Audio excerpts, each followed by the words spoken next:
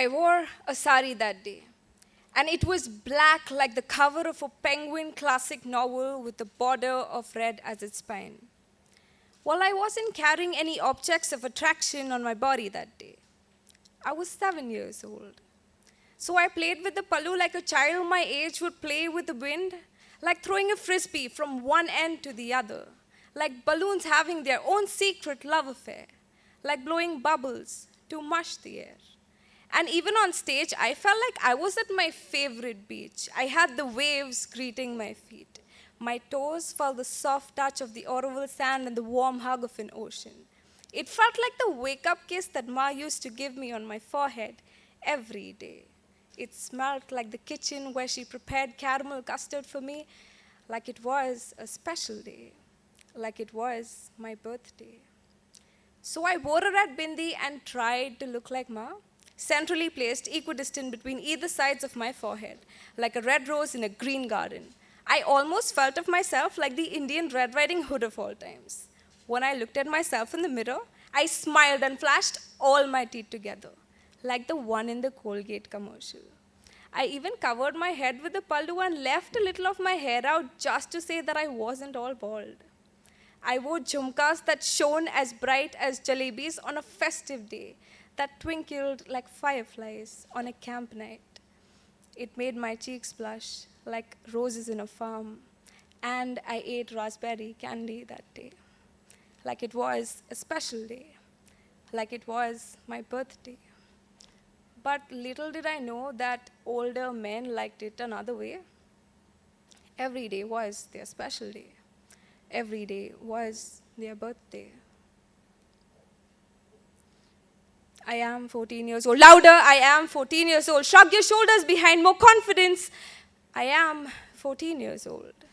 Don't cry when they pinch you. Don't flee when they grope you. Honor and shame and fall and fame, love and lust and gold and filth all belong to the same family. All belong to a well-known society. You'll be famous someday, they say. Savitra has her own room now. She is the most wanted amongst all men. She speaks of a rate like tossing words in thin air, and money comes rushing in. Money comes rushing in as easily as blood oozes and pours down. It pours and pours and pours. It doesn't stop. There is no stop. There is no stop, but smile when you have to. Stick that leg out and don't forget the red, luscious lipstick. Oh, you look beautiful, you look healthy and fat in the right places. You look like sugar cubes in a woman's jar of a body. And you'll taste even better, better than sugar. And those slaps, don't mind their love. Those scars and marks, they'll only make you stronger. So keep that rage within and remember to stay wild every time. I am 21 years old, a new father, a new mother, and a grown-up me in volume, shape, and size. I am beautiful, they still say. I am beautiful, they still say. I have learned to smile more genuinely now. My heart races like the kid who wants to win the race.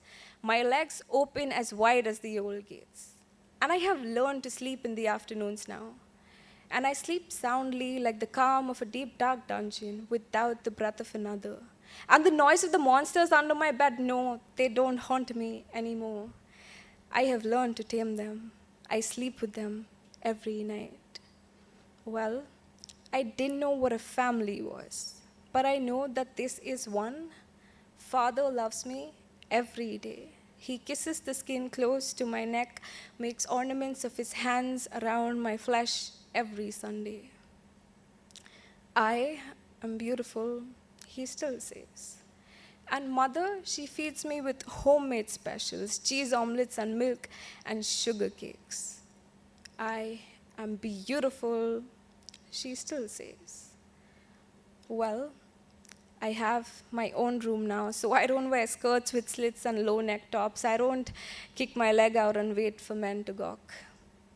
I have my own room now. But I wear a sari today, and it is black like the flying ashes on a grey tray, with a border of red like a stream of blood flowing all the way. While I don't put out objects of attraction on my body out there anymore, they'll still come to me anyway.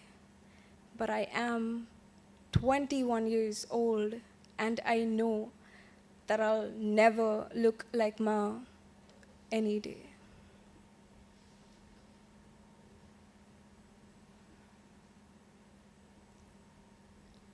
I believe that we live in this big, bad world, but we also have the power to change it.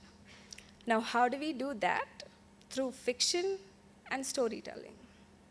No one wants to taste reality, right? But everyone wants to believe in and listen to stories. So fiction is just the right intersection between these two worlds. Fiction is nothing but the truth sold as a blanket of lies to encourage, to empower, to help out, and black out the bad guys. So my poem is a piece of fiction. It is the true stories that I have heard and read over time. Jan 2017, the Bangalore mass molestation case happened. Videos and interviews went viral on social media. It shook my heart twice. I couldn't believe that this could happen to us. The second half of Jan, I was traveling to Jaipur to attend the Jaipur Literature Fest for the first time. I was scared. So as a reflex action, I visited the pharmacies to buy myself a pepper spray. This was my way of prepping myself up. But unfortunately, they were out of stock. But I had to go. This was my calling. Now, Jaipur Literature Fest is this place for dreamers, readers, and writers. Everyone embraces art in their own way. There is a space for conversation between the writers and people that you never know, you haven't heard of. So for the first few days, I was by myself. And I happened to meet this beautiful woman who decided to share stories of her life with me. She told me that she was working with the sex workers in Shillong. The topic shook me. She told me about how women were okay with selling their flesh on a temporary basis to earn money. The conditions that they had gone through. Many of them said, this is what we do. But there was still a layer of fear that surrounded them every time they spoke to an outsider. They didn't know what having a choice meant. All of this shook me again. So the problem they faced were, one, not knowing, acknowledging the fact that they had a choice. Two, accepting this concept of choice. And three, to do something of this newfound concept of choice. But later, sooner or later, the brothel owners and like-minded elders found out about this.